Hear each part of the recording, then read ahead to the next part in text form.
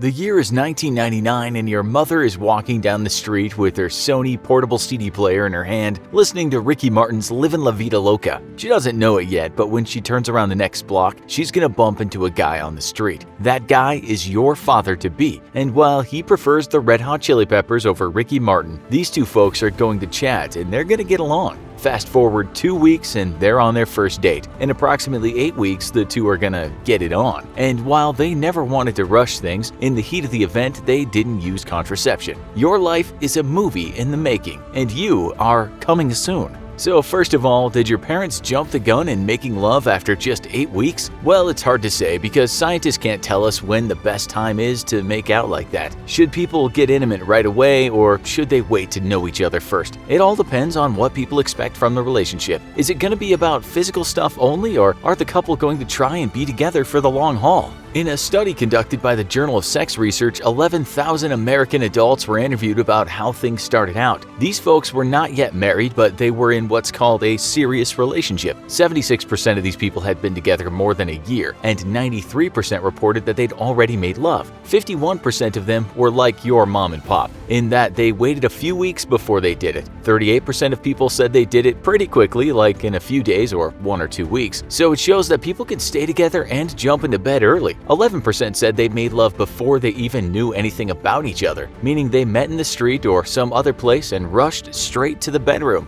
Well, guess after they performed the life-giving dance, they said, "Hi, my name is..." Your parents might not have known, but they'll have had certain values about making love, which psychologists call sociosexual orientation. Some people might have what's called a restricted orientation, meaning they feel like they have to get to know someone before they can be intimate. These are your 51% people, not the 11%ers. Unrestricted people tend to set fewer rules for themselves, but psychologists tell us that relationships might burn out faster. So just remember, before you were born, your existence rested on the psychology of your parents. You are a direct result of libidinal urges and sexual orientation. Now we must say here that some people believe in preexistence, meaning that you were always going to be born, that the world in its mysterious ways always had you planned. This is kind of left field thought, and we can't really prove if it's true or not. What we do know, though, is that your pop's sperm met with your mother's egg. We won't spend too much time on this because we discussed it in our What Happens When You Are Born show. But when your father got a rush of blood to his head, he released millions and millions of sperm, and only one of those things managed to meet your mom's egg. You were a result of a great gauntlet which took place in your mother's body. Your mother's egg left the ovary, and this is called ovulation. It went to hang out in the fallopian tubes and went to see if there were any sperm there. It's almost like a repeat of how your mom and pop met on the street. In this case, sperm met the egg and voila!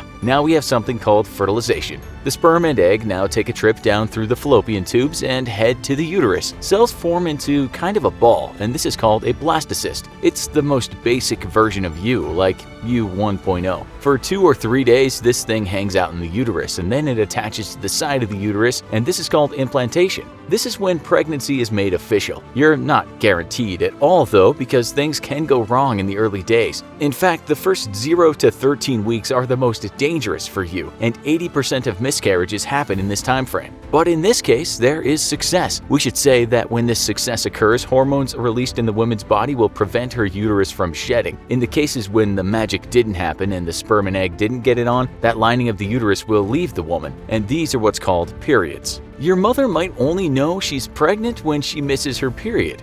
She told your pop-to-be, "I think something is happening." Some women don't feel any other effects, but others might feel tired, nauseous, or feel a bit tender around their milk-giving glands, or perhaps not able to take a number 2. So your mom, along with your nervous pop, went to the pharmacy to get a pregnancy test kit. These things are pretty accurate, and they test the level of something called HCG in the urine. You don't know what that is, so we'll tell you. It's a hormone, and its full name is human chorionic gonadotropin. It's produced by the placenta after that thing called implantation.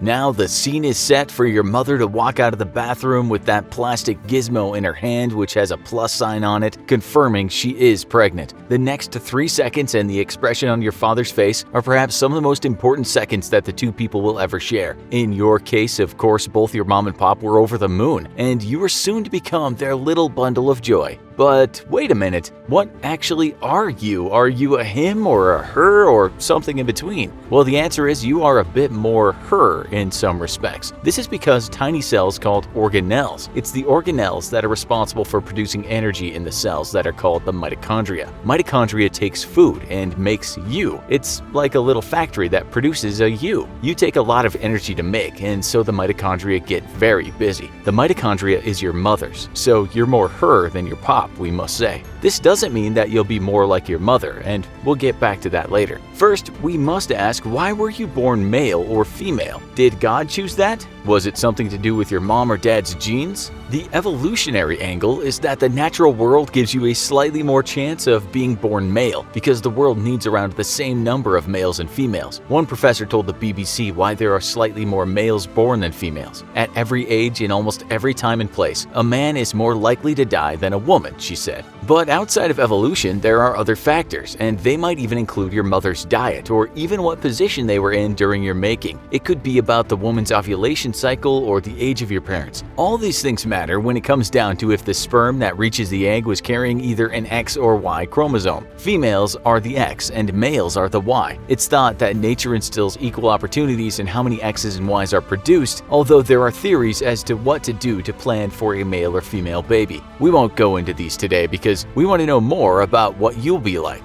This is now quite exciting because a little war takes place in the womb. We're basically a composite of our mom and our dad, like half of one and half of the other. But not all genes have equal power. Some are more dominant, so while you might be 50-50 in terms of DNA, genes express themselves differently, and this is called epigenetics. According to science, fathers pass on more of their genes to you in their sperm. This is what we're told. While each parent technically contributed half of an offspring's genome, approximately 60% of the dad's genes were more expressive than the mom's. It gets strange, though, if you believe scientific studies cited by the Smithsonian. Listen to this. As sperm traverse the male reproductive system, they jettison and acquire non-genetic cargo that fundamentally alters sperm before ejaculation. These modifications not only communicate the father's current state of well-being, but can also have drastic consequences on the viability of future offspring. You got that, didn't you? Your father's state of mind plays a part on if you'll be born and what you'll be like. The Smithsonian explains that in your father's sperm there is intel, and that plays a part in the production of you. His mental and physical health at the time of inception will partly be inherited by you, because your father's genes are expressed slightly more than your mother's. Scientists tell us that you have more chance of inheriting things on his side, such as quirks and, in the negative, disease. Your father's genes are like invaders inside the woman, and he wants dominance. He kind of gets it too. One scientist articulately explained it like this. While mom recognizes half of a baby's genes, those that are similar to her own, the other half, from the father, are alien. That's why women who are pregnant are immunocompromised and at risk of serious flus and other illnesses. In order to stop themselves from destroying the tiny fetal invader, their bodies have to impair their own healthy immune system responses. In the past, some studies suggested that babies will end up looking more like their pops because, in evolutionary terms, the father needs to know the baby is his and he'll look after it. Moms, of course, have a much better chance of knowing who the father is. This is called the paternal resemblance hypothesis. While this seems to make sense, a lot of other studies refute it. The Scientific American cited other research that found the opposite was true, that babies will look more like their moms, so if the father really has been cuckolded, he won't know and will still look after the baby. Still, the prevailing theory is that because our father's genes express themselves more, we are slightly more likely to inherit things from him, whether it be the shape of our nose or his history of violence.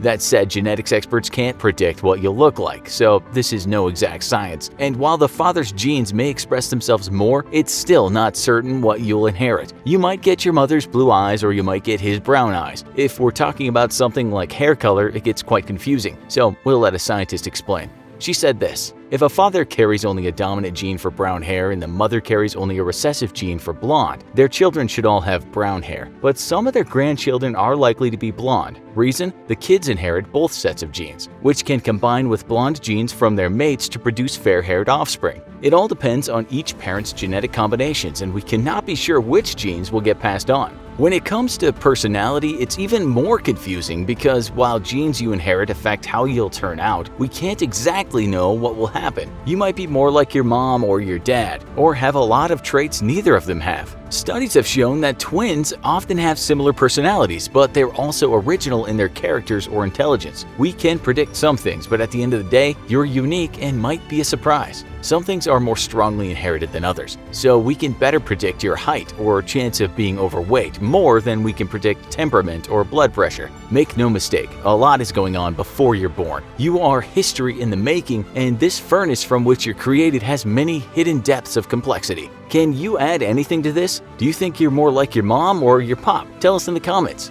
Also, be sure to check out our other video, What Happens When You're Born. Thanks for watching, and as always, don't forget to like, share, and subscribe.